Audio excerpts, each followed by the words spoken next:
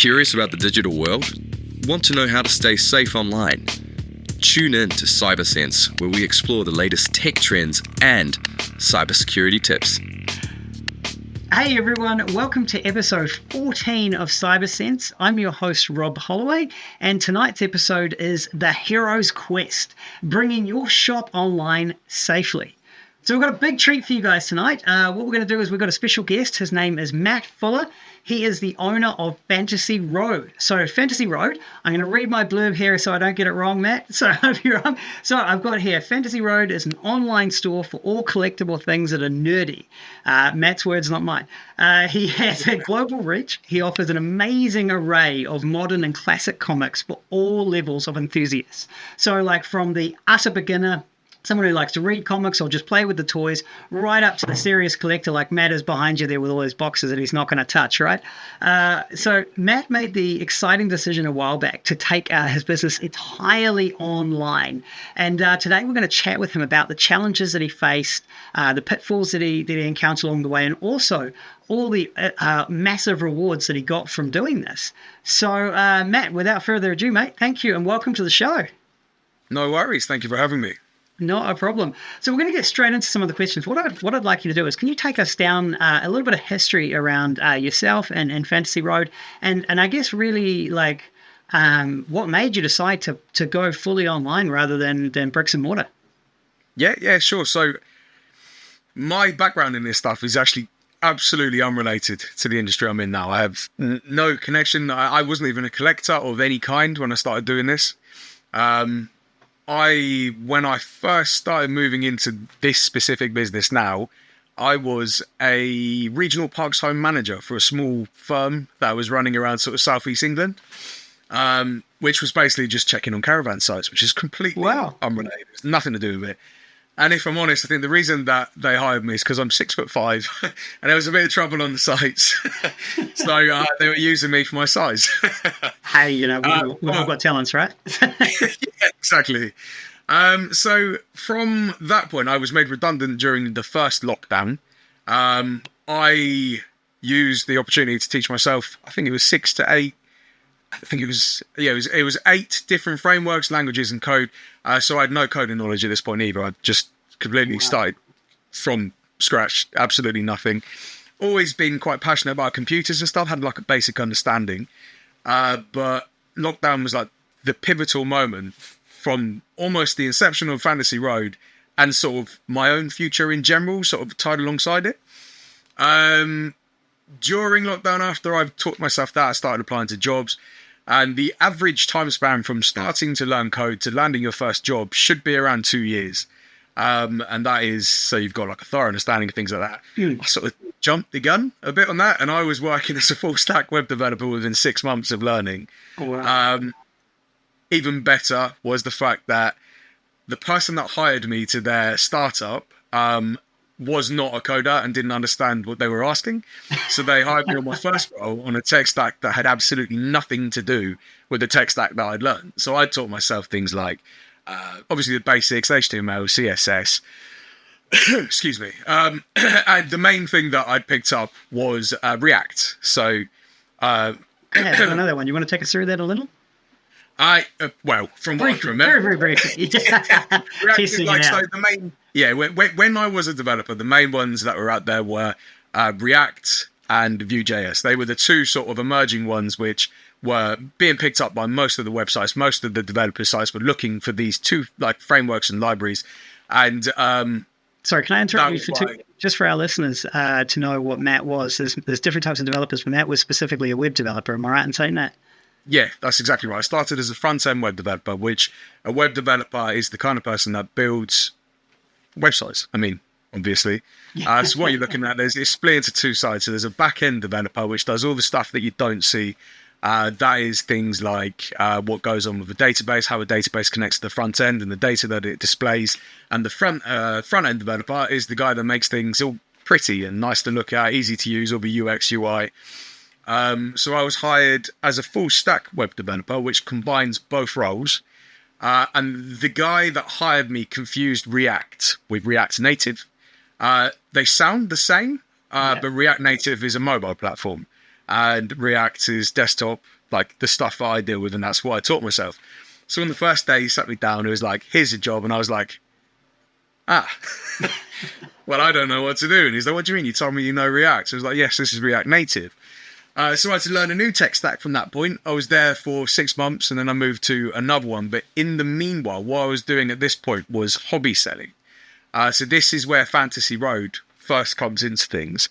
I'm the kind of person that can't really sit still. I've got ADD. Along with that comes with the fact that I get a sort of waiting anxiety. So if I'm not doing something productive, I start feeling like I'm wasting time, and then I get anxious. Like I can't game anymore. I used to spend hours on games. I used to have a great time being able to do nothing. Now I can't do any of that, which is kind of depressing. But it makes me quite productive. Yeah, it's horrible.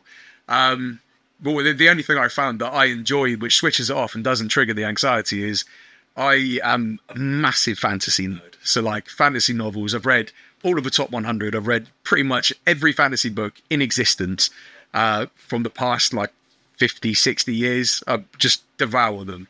Oh, fantastic. And who's your favorite author, just for our listeners? Probably Mark Lawrence at the moment.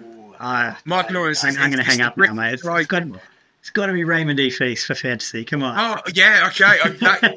It's second. The Magician, he's Magician of the Brickwork cycle, isn't it? It is, yeah. Have you read the full cycle? I have. I've read them all, mate. Every book of his. I'm an absolute fan of that. Sorry, we're digressing. But, fun fact before I go, I've got somewhere over there, I've got his newest book signed by Raymond E. Feist. No way. Unfortunately, the book sucks. No, I'm not a fan of his new stuff. I've moved on from that. But anyway, look, we're absolutely digressing. So, so anyway, sorry, I interrupted you there where you were into fantasy. That's helped you, stay positive with your anxiety and that sort of stuff, which is awesome that you've discovered that. So you were working as a not full stack developer. So carry on. Yeah, so at this point I picked up the hobby selling in the meanwhile because I found during lockdown, so my birthday's in October, my partner bought me a bunch of comic books, which I'd never touched a comic book at this point. And I had a bit of a man cave where I was previously, and I wanted something cool to go on the wall. And I enjoyed nerd culture, like the films, like the cinematic universe and stuff like that. But I'd always rather picked up a novel than a comic book. That part hasn't really changed in terms I don't really a lot of people collect and they read comics, but I appreciate the art now rather than picking up. I'd still rather pick up a book. But the books that she got me, I liked about half of them. Not that I'm being what's the word? Hungry. But I thought I'd sell them and get the ones that I did like, so I wanted to put them on the wall.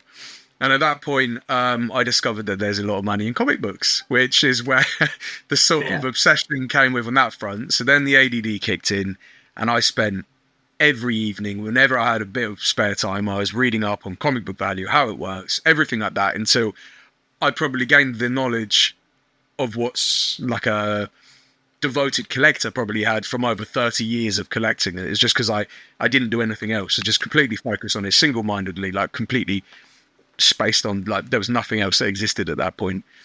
Then I started hobby selling by just buying lots of a Facebook Marketplace, Gumtree, places like that, and very rapidly started sort of building a brand, which is one of the most important things that I did at any point. The brand and the community are the two main parts. And how did you build that brand there? Was that just through word of mouth? Yeah, well, I mean, first of all, it's having a presence. Having a presence is ultimately the main thing that's going to get you anywhere. Because in the industry that I'm in, and at that specific stage of people trying to be just hobbyist sellers, even at a hobbyist stage, it still applies the same principles as when you're building a business, is people would sort of appear from nowhere. They have no reputation, no trustability. Nobody knows who they are, what they got, the quality of their stuff. And they just expect it, they put it up there and just expect it to go and expect things to go well.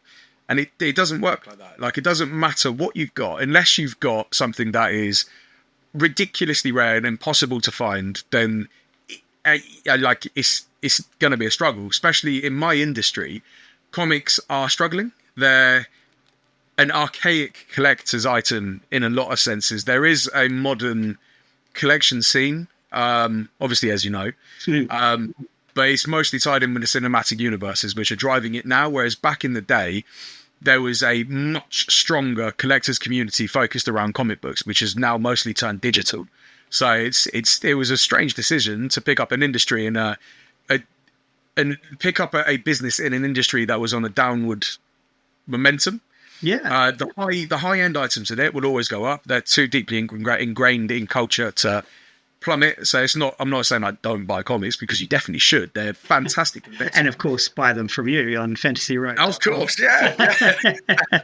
But the books that don't rise in value, which there is a clear distinction, which we won't go into now because it's irrelevant.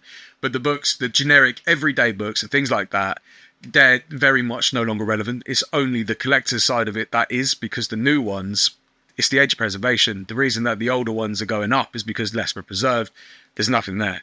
But I've completely lost my point. Where was I going? So you basically, to bring it back, you were deep into the research, and as you can see, I mean, the listeners can clearly tell that you're passionate about it. You know your stuff. You know what you're doing. You spend a lot of time. I mean, you switch careers pretty quick from basically being a guard to then being a full stack developer. And now you've got your hobby, which is turning into a business. You're building up a reputation. You're building up a name. And I mean, back to the original question is, why did you I mean, obviously that's the sort of the history of Fantasy Road, but where did you decide to be like, you know what, I'm going to give this a go full time? And then online versus physical store. That's a big call. Yeah. So I remember my point now. Thank you for that. So I reached a stage where the hobby selling was becoming almost financially as viable as my full-time job. And at this point, I was working for a second company as a full-stack web developer. I'd been there 2 years or so, and it was a brilliant place to work. Like, I can't fault them at all. And it was nothing to do with the business that I was in. I love coding. I actually find it very therapeutic. With coding, it's black and white. It works or it doesn't. And it doesn't matter how you get it to work a lot of the time. Obviously, there's best practices and stuff. But when it works... And security, of course, CyberSense. Yeah, of course. But yeah, there's like something that clicks when you get something working. And it's so satisfying. And I love that about that industry. And I still code on a hobby level now, because obviously I built my own website from the ground up and I run that and things like that. But it got to a stage where the hobby side of things, which I saw more potential growth in, was outweighing what I could be doing in my role as a full stack developer. Plus, it actually reached a stage, if I'm completely honest, that it was impacting my work to the extent that I was working anywhere from 16 to 20-hour days, 7 days a week. Because I had to do my work. I had to get the stuff done. I was working for an agency that had set timescales. We worked for other people on behalf of other people. Understood, yeah. Yeah, we had some big customers. Like I worked for Marvel while I was there. I worked for Samsung, things like that. So it was a lot of work, and it was a very good place, lovely place to work. But there was a lot to do on top of running your own business. And at this point, it evolved into the community server, which is Discord, which is another important factor of the growth of it, because building a community is one of the best things that you can do, probably specifically in any industry, I'd say, actually, because you've got the reliability of people that you know and trust and know who you are before you've even got your foot in the door. I suppose that comes back to your brand that you were talking about before, where you build that reputation and trust. Like, for full disclosure, I know Matt purely because I'm a comic collector as well. Very similar to Matt, I go off the the art rather than the comics. I very rarely open them. I just go, oh, that's pretty. But I met Matt on a Whatnot show once, and then he told me about his Discord. I came on that, and I met all these wonderful people. So, he's absolutely right. His brand is what got me on there, and the way that he was very trustworthy. So, I mean, can you talk about that a bit more, like how you feel? Yeah, absolutely. Yeah, so our brand is very informal. I'm quite loud, unfiltered, and I pretty much say and do whatever comes into my head. And that's part of what I hated about working for somebody else, being in corporate culture, anything like that, because you're so restricted and it's just, I hate corporate culture. I'm very much a fan of, no matter how big our company grows, it will always be informal. And dealing with comic people as a collector that I became from dealing with comics all the time, And I'm not bad-mouthing other sellers or anything like that, but I found some of the processes and some of the places quite frustrating. And it was like one-word answers. It was very blunt. There was no personality to it.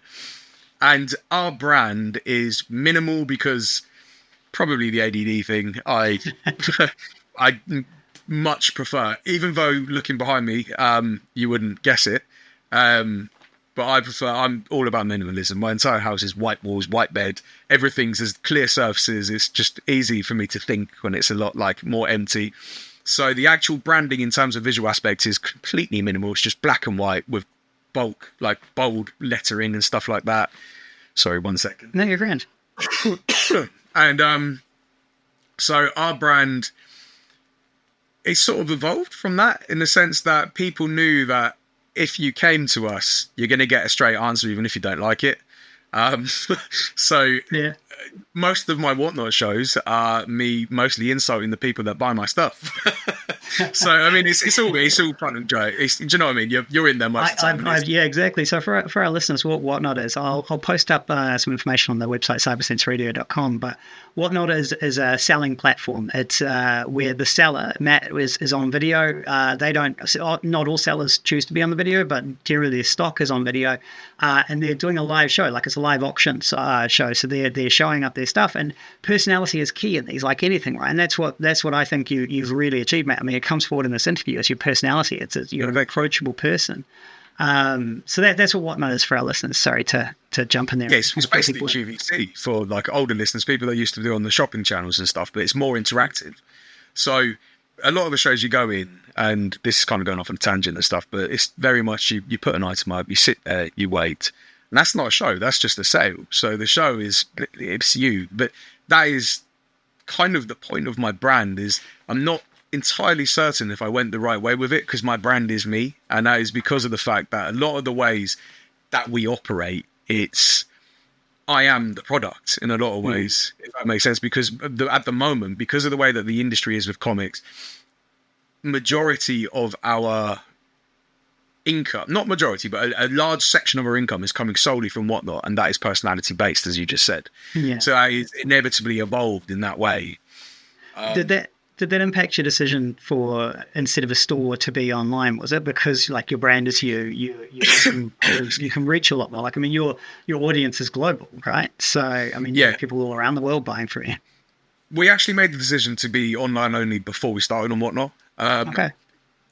We did have a lot of advantages that a lot of other people in my position may not have had. For example, as we've established, I'm a full stack web developer. So I had the ability to build my website from the ground up without any costs. So I literally, the only thing that I pay monetary wise for my website is the actual hosting cost on DigitalOcean, which is probably the world's biggest hosting site, I believe, for just definitely one of them. Yeah.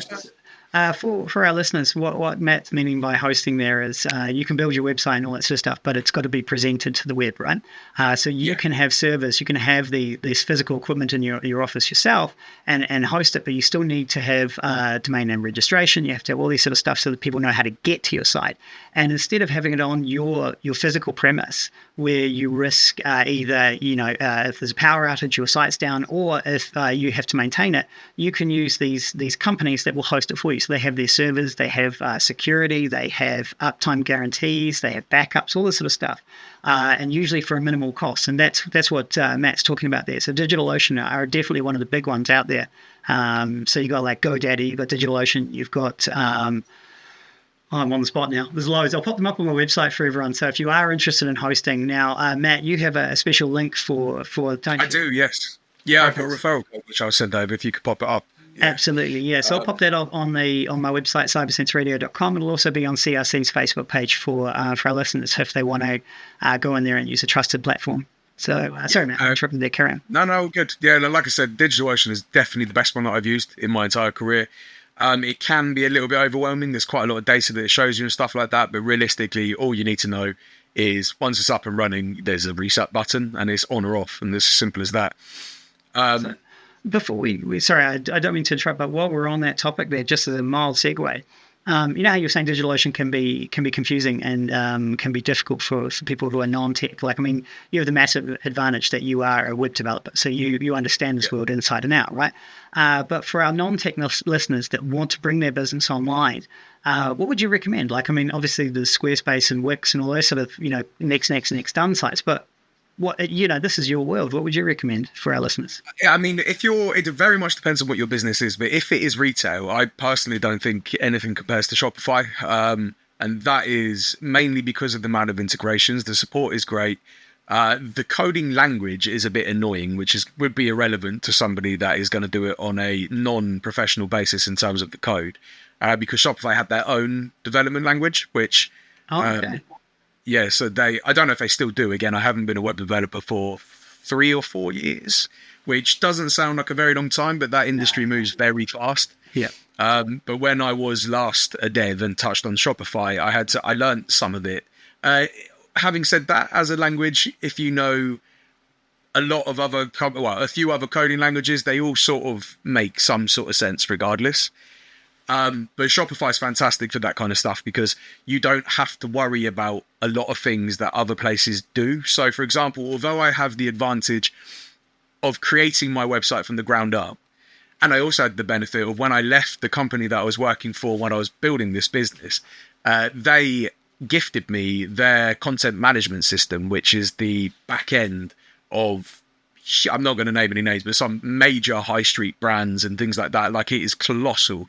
Wow. And it is worth a lot of money. But the downside to that is the fact that it's completely undocumented. So with Shopify, with a business that is emerging into the scene and they're new and they're growing, it's scalable, everything is documented, everything is there. Whereas everything that I've wanted to do, which it sounds like the dream, having no costs and like being able to code things yourself and change things whenever you want, but it comes with, I'm not saying it isn't, it is, it's fantastic, but it comes with so many disadvantages because, for example, I've released on the website a subscriptions page. I think, either yesterday, I might have even been this morning, all blows into one. But that page took me over a week to work out and sort because I had to integrate the Stripe recurrent payment system into that. And I mean, again, touching on cybersecurity, even with a self-made site, I wouldn't ever contemplate building my own payment system because there are so many, like, you need the security there. That is the kind of thing that, if anything goes wrong, you're basically bankrupt, if not in jail. So you also held to the standards of PCI that you have to be auditable for straight off the bat. So PCI is the payment card industry standards for our listeners out there. It's what Visa, MasterCard, all those guys enforce if you want to sell using their products or their stuff, and they take it very seriously. Yeah, very, very seriously. I mean, it's the same with all cybersecurity stuff, really, because you can save money by not doing it properly, but then you end up paying a ton more when it inevitably goes wrong, because it will go wrong. Because the whole concept with internet security is you have to treat everything like there's somebody out there trying to attack you. Which there is. Let's be honest. There's bots that crawl the internet launching attacks just to find cybersecurity weaknesses. So that kind of stuff is... People are, it will never happen to me, but it will. It doesn't matter who you are, what you do. You're not that special and you're not that lucky. It will happen. So on that, I mean, you were saying, like, as you said, you use Stripe for your payment systems and that sort of stuff. You were lucky enough that you could develop your own site. You have the back end tooling.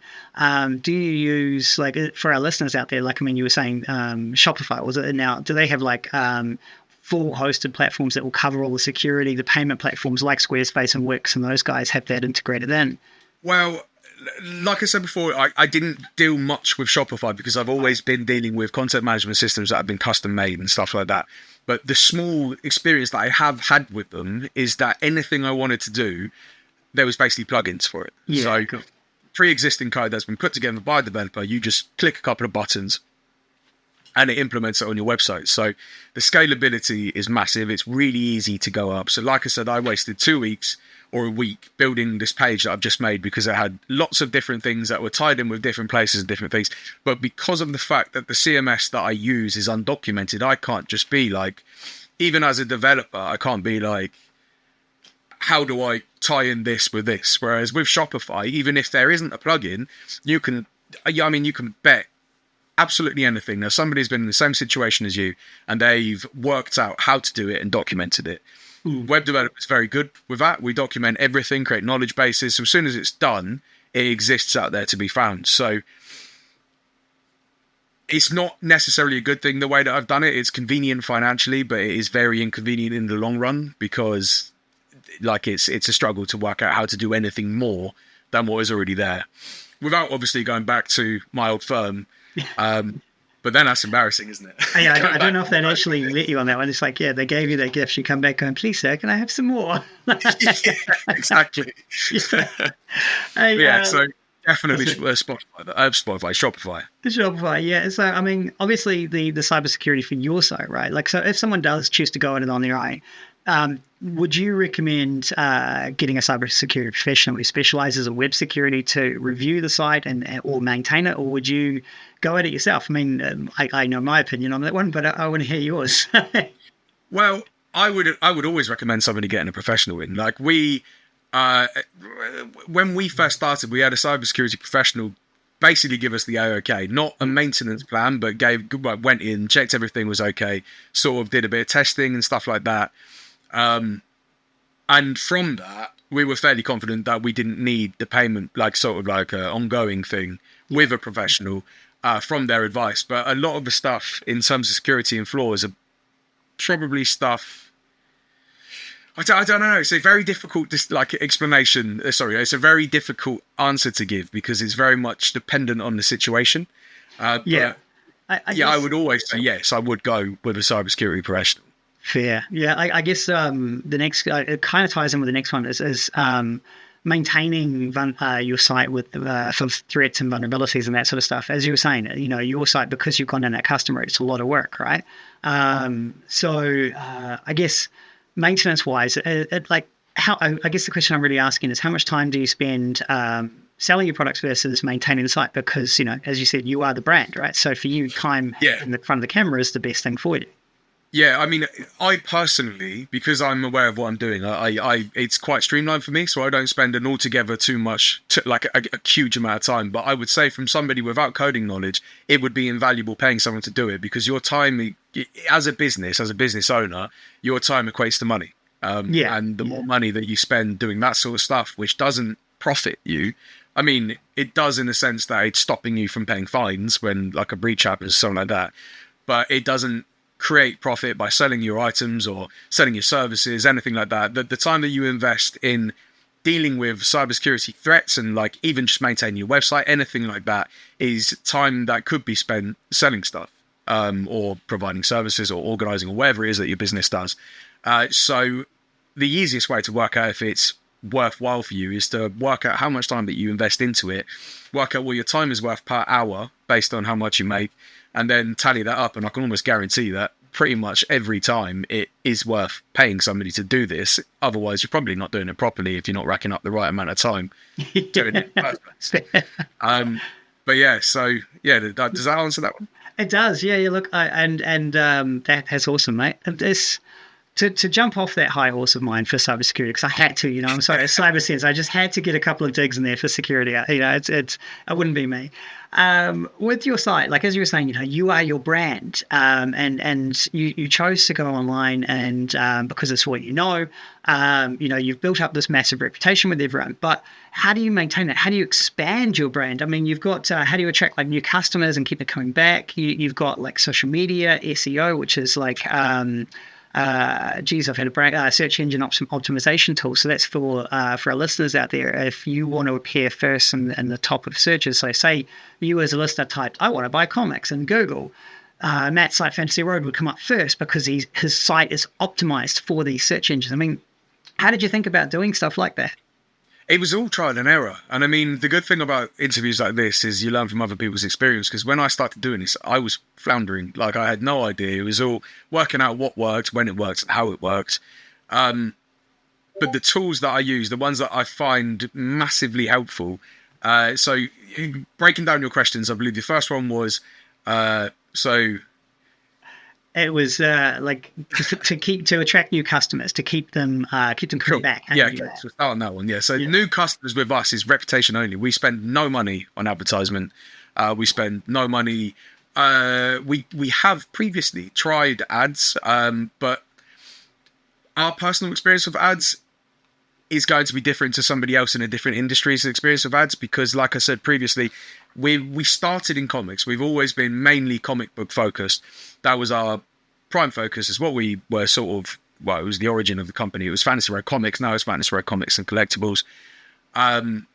But it's because it is to an extent the kind of people that are selling bulk collections are older generations. Often they won't be in the places with these targeted ads. So if you go on Instagram, Facebook, or even some companies or businesses offer ad space on online documents for like newspapers and things like that, but printed, we found a bit of a return for. But these places that we invested in initially, without doing too much research, we didn't see much of a return from because we weren't targeting the correct people.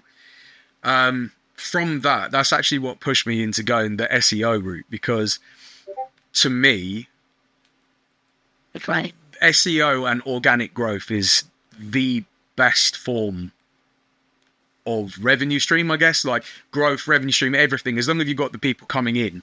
So I knew nothing about SEO either, because that wasn't part of my role as a web developer. So that is an SEO specialist is an entirely different role.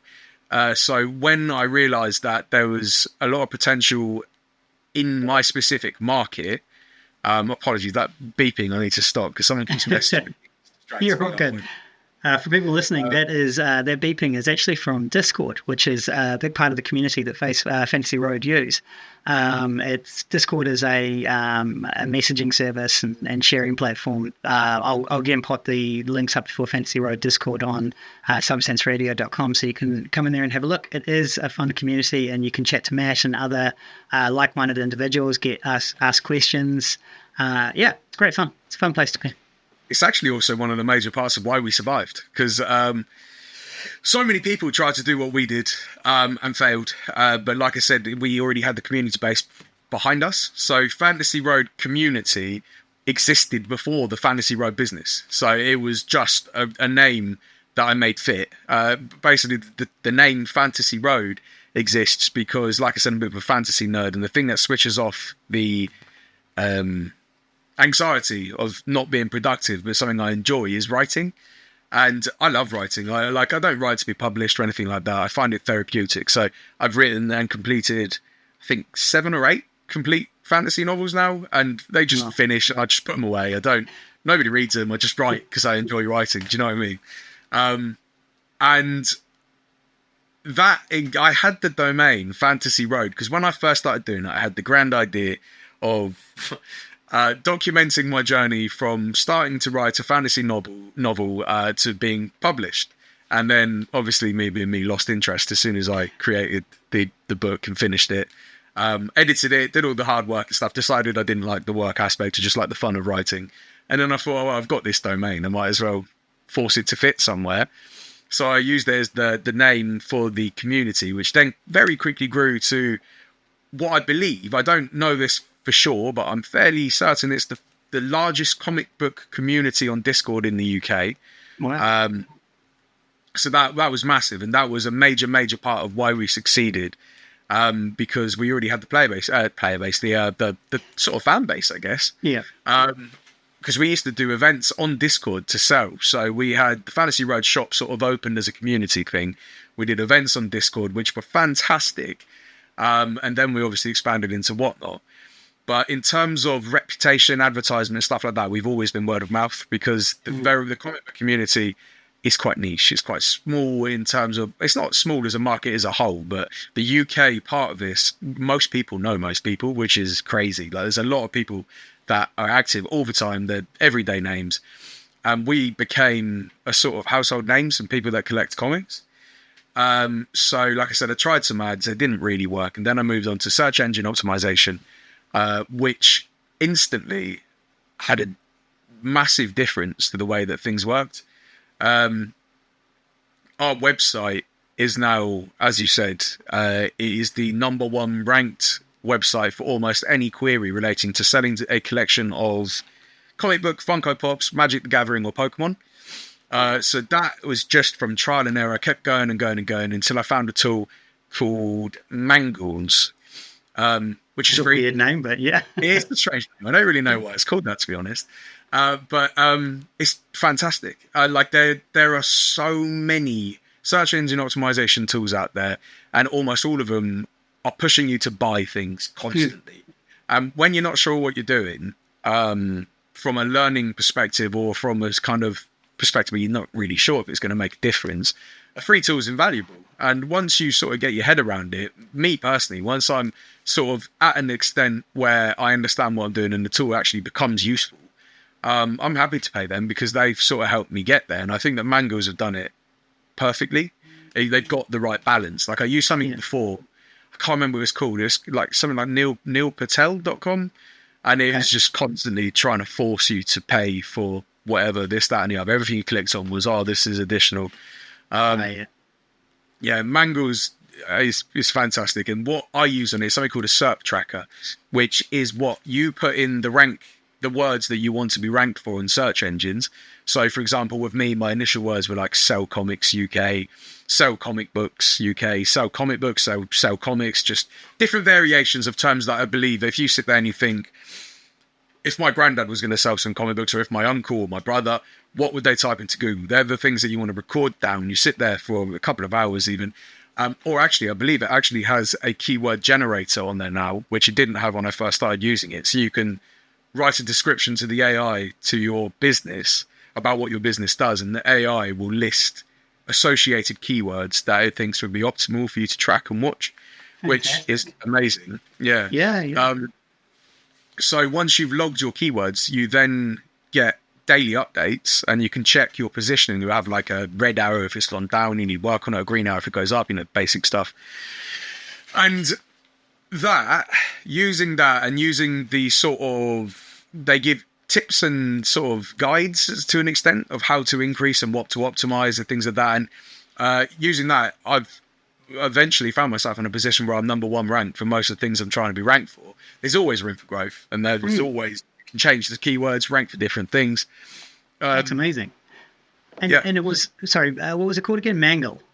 Mangool. So MANGOL, which I have a link for that one as well, which I can pass to you. Fantastic. Yeah, definitely do, because I'm sure a load of our listeners would be interested in that one. So I'll pop that up on cybersenseradio.com as well as CRC's Facebook page. But sorry, I interrupted you there. We do have to wrap it up a bit though, so I've got one more question after this, but carry on. Sorry. No, so that's pretty much it. That was the main tool I reckon has given us most success, because it's driven. So we've gone from, when I first put the website up, maybe 15 views a day to 3,000 to 5,000, which doesn't sound like a lot. But yeah, like per day, that really stacks up. Like it's a lot. And when we first started automating the SEO, obviously you register an email with your Google account and whatnot, and then you get the trackings done on that. I kept getting awards after awards of how many visitors have viewed it and all of this stuff. And I was like, why didn't I do this sooner? So that if you're looking to do something like that, it's great. So that's huge. So I mean, that just gives you more global reach, right? Gives you a wider reach for your business. So I mean, we have people all around the world as well that come to the website from this, because we actually started initially as a national brand, and as our reach expanded, we allowed that. Yeah, we expanded with it. So fantastic. So the last question I got, and it's if you could give one piece of cybersecurity advice, got to do cybersecurity, to a small online business, what would it be? Don't take shortcuts. Absolutely, don't take shortcuts. It might be cheaper, but like I said earlier, it's definitely not going to be cheaper than paying the fine that you get hit with. There is no such thing as a shortcut when it comes to cybersecurity. If it sounds too good to be true, it is. And I would almost definitely recommend getting a professional to do anything major, because it just isn't worth it in the long run. If there's something that happens along the lines of a breach, if there's a data breach, or if there's something to do with payments, anything like that, it's just not worth it. It can end your entire career in a heartbeat, and paying a little bit towards getting that sorted and getting that looked after it's a small sacrifice to make in the long run. It's great advice, mate. Thank you. And Matt, just shout out your website again for all the listeners so they can go to it and buy some comics and nerd stuff. Yes, www.fantasyroad.co.uk. Fantastic. I'll, of course, have that on the website and on the Facebook page for everyone out there. So we're just going to take a short break, and then we're going to have the Q&A with Danny, my producer, after that. So thank you again, Matt. And yeah, Cheers, man. chat to you soon. Sweet. Cheers, man. Thank you. Curious about the digital world? Want to know how to stay safe online? Tune in to CyberSense, where we explore the latest tech trends and cybersecurity tips. Hey everyone, welcome back. So it is that time for Q&A with my producer Danny. Hey Danny. Not too bad. No, all good. Now again this week, because it was online and it was a video interview, I didn't get to hear all of your I'll let you off interview. this one time, yeah. And last week, to be fair, somebody mentioned to me, "Oh, you didn't listen to him," but somebody called me out of the studio at the time, as does happen here. It's just be quite busy at times. Yeah. But I have prepared some questions. Oh dear, here we go. All right, have at me. Okay, right. And I suppose I know you probably concentrated on shifting your business online, but the biggest security risk for small business is moving online. Yeah, so biggest one is lack of knowledge. That's a huge one, right? So if you don't know what you're getting into, you don't know what's coming out there. Matt actually summed it up perfectly. It's a huge world, and it's a dangerous world. You know, there's bots out there trawling for weaknesses for your website. So unless you're using things like Wix or Squarespace or one of those other paid hosting providers that do everything for you, again, I'll have all this stuff up on the website, cybersenseradio.com. You need to do this yourself if you're not using them. So if you're using WordPress, you need to think about security yourself, right? Yeah. And if you don't understand it, Matt said it perfectly. Pay someone who does to do it for you, and get a reputable, good cybersecurity professional to do it. So that would be Wix and... No, so Wix and Squarespace, they're like template-based websites for your shop or whatever. Like kind of building Lego. Exactly, yeah. You choose what you want and you go next, done. But they have baked-in security. That's what you're paying for. Generally, you choose your plan wisely, but you pay for security with them. You pay for the all of this stuff to be managed, all the updates and the vulnerability stuff to be managed by them, by their security team, right? So they work off the many-to-one ratio, effectively. So they have their one group of themselves, and they service many people, and that's how they can have really, really good top-notch teams, because they have loads of people buying in. So yeah. Now, so basically Wix, and get somebody that knows what they're doing. Wix or Squarespace, if you don't want to do this yourself or you don't have the knowledge. They are slightly more expensive, but they'll just manage everything for you. There is other things like Matt mentioned, Shopify and stuff like that. Again, for more details, because we don't have a lot of time in this Q&A, for more details, go to my website, cybersenseradio.com, and I'll have loads of stuff up there for this. Yeah, how can you assess a business cybersecurity vulnerabilities by just looking at the website? How would you? Yeah, that's a really good one. Like, are you meaning, how do you know if it's safe for you to shop there? Yeah. So there is actually a website you can go to, and I've forgotten it off the top of my head, where you can put the link for the of the website, and it'll tell you if it's dangerous or not. And it's hosted by a lot of the antivirus companies. They kind of look after it and do it. Well, they will work on it anyway and help, because it's in their best interest. I've just literally forgotten the name of it. I will put it on the website, cybersenseradio.com. Now, another question that come up: how can you secure customer data and comply with GDPR regulations if you have a website that is, obviously, like, you're selling stuff, like, so, their info is coming in? That's a really good one. So you need to secure the data at rest, at transit, and in use. So what that means is, at rest, when it's stored on your hard drive, it needs to be encrypted. Okay, so the customer data, and if you're storing card data, if you're doing card stuff, that must be encrypted while it's sitting there and completely isolated from the rest of your network. At transit, that means if you're transferring it to a offline storage, or you're using it for your website, so you might have a website online and your database might be somewhere else, and that website's calling it, it's sending and receiving that information. So that transit, that transfer of data must be encrypted as well, right? So it must be an encrypted pipe.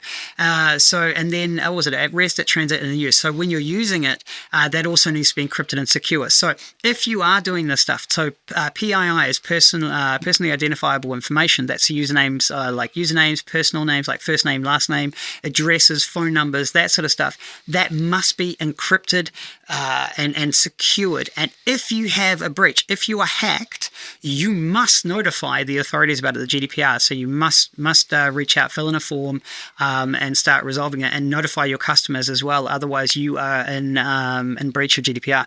So there's huge amounts. There's actually a lot. It's a really big question. It's a really, really important one. So I will put the information on the website again. I know I'm directing everyone to the website here, but these are really big questions that are really, really important to understand. Okay, so I'll put it up on cybersenseradio.com. But again, just the key there is encryption. Make sure that data is safe. Okay, so you cannot display it to other people. So if you have a page where users can register, other users cannot be able to see other users' data. Yeah. Okay, because it's privacy, right? Yeah. So now, usually for online, you're going to have employees dealing with a lot of that. What's the best way to manage passwords and access control for employees? Yeah, I mean, everyone should have their own. Right, their own username, password. It should be MFA'd. It should be changed regularly, or they should use like certificates, or we talked about it the other day, the pass keys and stuff like that. Yeah. Again, I keep calling them pass keys. Fido's keys. Thanks. Yeah, I need more coffee before I start these shows. But yeah, so I mean, I would use a password manager, and everyone have their own separate account. Okay, do not use shared accounts, because multi-factor authentication for shared accounts is a nightmare. Also, if someone shares that password, you're not likely to change it, etc., etc. Definitely have separation. Also for logs, right? So if something happens, if one user is breached, you know where to look. You're not going, oh, did everyone use that? Whose computer is breached? You know, if John or Mary's computer is breached, your username is breached, then you know that something's wrong with their system. You know? Yeah. No, and we kind of covered this previous, but how can you ensure that my online payment system is secure? Yeah. Okay. So there's the padlock is a good one. Look at the certificate that comes with it. Use trusted platforms, so like Stripe, Windcave, PayPal, Google Pay, Android, Apple Pay, that sort of stuff. Yeah, I'll give. Do you know what I'll do? I'll give an entire episode on this, I think, because this is quite an important question. Like, how do you know something is secure? And I think maybe the next episode of this, I think episode 15, we're going to have to go into how to know that your online shopping or your online website that you're going to is safe and secure. Because that's a big one, that one. Okay. What security risks should I be aware of when using social media for business? Again, don't give away like logins and passwords. Yeah. That's a big one. Yeah, I mean, it's the same principle as what you'd have for your personal one. Just don't give away too much information, but it's slightly different because you want to share. You know, you want people to interact. You want people to be engaging. I would just not give away things like you're going to do a big deal, but it's not sealed yet, or it's not public knowledge. Don't put that on Facebook or social media. You know, the usual sort of stuff. I mean, from a cybersecurity sense, there's not a lot really to think about outside of the personal account. You have two-factor. Don't post things that you wouldn't want someone to see. You know, don't post your bank account details. Don't post your passwords, that sort of stuff. It's the same stuff we've been talking about before, but by the very nature of it, you share a bit more. So yeah, and just as well, we talked about this in previous episodes, but from a different angle. But how can if I had a business online, how can I prevent impersonation or fraud using my business name online? Yeah, that's a really tough one. Okay, so what you can do is this happens to every business, small to large, right? If someone sees an opportunity to steal your brand to make some money, they will. So obviously that's illegal. So first off, the best thing I would suggest is think of all the iterations of your site you can think of. So .com.ie, .co.uk, all this sort of stuff, and other slight variations of it, and buy those domains. It'll cost you a bit more, but they're like, I think it's $20 a year or something at the most. I can't remember, but it's not a huge amount for a domain. Just buy them all. Buy the ones that are closest to your name when you're starting out, because then someone can't do domain squatting, which is where they buy it and then try and sell it back to you, and they can't also then use it, right? Then if you find someone is using your brand name or similar sort of stuff to your site, what you can do is you can find out who their hosting provider is by using another tool called MX Toolkit. That's really good one. Again, I'll put it up on cybersenseradio.com, and you can find out who is actually hosting their website. And you can reach out to that hosting provider and say, these guys are breaching my copyright, shut this site down. You can get a lawyer involved. You can reach out to Google as well and tell them. That'll take a long time going through their process. They have process and forms. It can take quite a while for them to act on it. But yeah, definitely reaching out to the hosting provider is the fastest way and say, these guys are having a legal platform, shut it down. You can also report it to, I think it's ICANN. You know what? Like, what I'll do is I'll need to find out a few things for you, and I'll put it up on cybersenseradio.com, and that'll be like what you can do in that instance, because there is options, and believe it or not, they actually move pretty quick. So yeah. Except Google, they're slow. Okay. I take it we're going to run out of time. We are, I'm afraid. Yeah. So you got. I'll give you one last one. Right. Okay. Now this is probably a long question, but how would you? Okay. Do I need cyber insurance? And what should I do? What should I look for in a policy? Yeah. Okay. So that is a big one. That's a really big one. Let's talk about that with the How to Keep Your Business Safe online in episode 15, because cyber insurance is huge for ransomware. It'll protect you from that, but it'll also cover you from a few other things. So let's go into that one, because that's a big one. That's huge. That's like half an episode right there. So look, we have run out of time. I'm sorry. I know people will probably like, I want to hear that one, but come back next week. So anyway, John Gibbons is up next with the Eclectic Mix. And again, thanks for listening, everyone. Curious about the digital world? Want to know how to stay safe online? Tune in to CyberSense, where we explore the latest tech trends and cybersecurity tips.